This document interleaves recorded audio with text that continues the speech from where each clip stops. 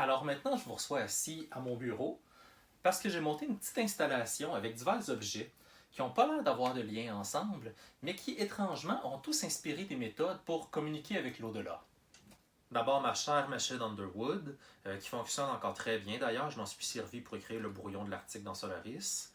Ensuite, une clé télégraphique, un relais télégraphique, une volvelle, un thermomètre en cadran, une boussole, une montre dans une boîte en vitre et un cylindre Edison. Alors, au début du 20e siècle, il y a eu un engouement pour les machines spirites pour essayer de créer quelque chose de plus crédible qu'une planche Ouija.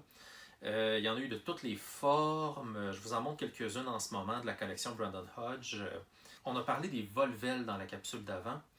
Euh, donc, je reviens sur le mystiscope qui était monté avec 3 disques concentriques puis un pointeur. Encore plus précis, on a le système Gidlev qui a même été breveté, puis il semblerait qu'on avait tenté de la joindre à une machine à raisonner de type celle de Raymond Lull.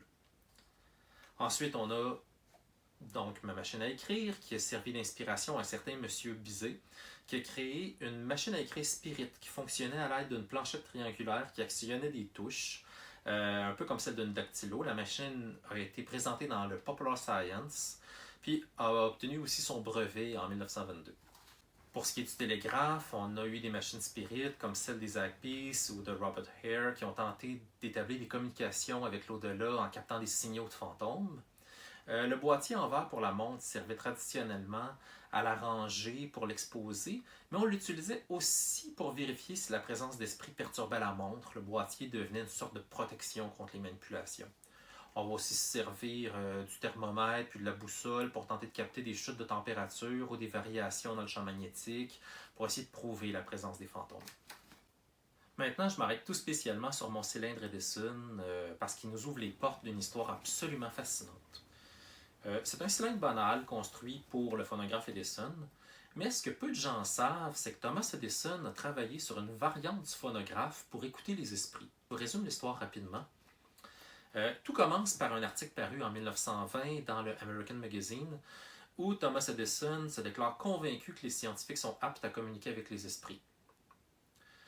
Bon, il ne va pas vraiment donner de précision sur l'appareil ni exactement sur ce qu'il voulait fabriquer. Puis ensuite, on va affirmer qu'Edison faisait une blague dans son entrevue de 1920.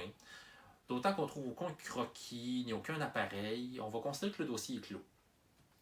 Ensuite, en 2015, le journaliste français Philippe Baudouin va mettre la main sur la première édition des mémoires de Thomas Edison. Cette édition-là contient un chapitre qui avait été retranché par la suite, Le Royaume de l'au-delà, que Baudouin va republier avec son vieil exemplaire en guise de preuve d'authenticité.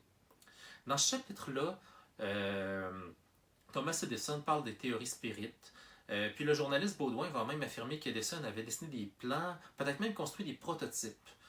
Malheureusement, on n'a toujours rien trouvé de concret à ce sujet-là. Il reste un dernier appareil, qui est mon appareil photo, qu'on a beaucoup utilisé en recherche spirit, mais je vous en parle dans la prochaine capsule.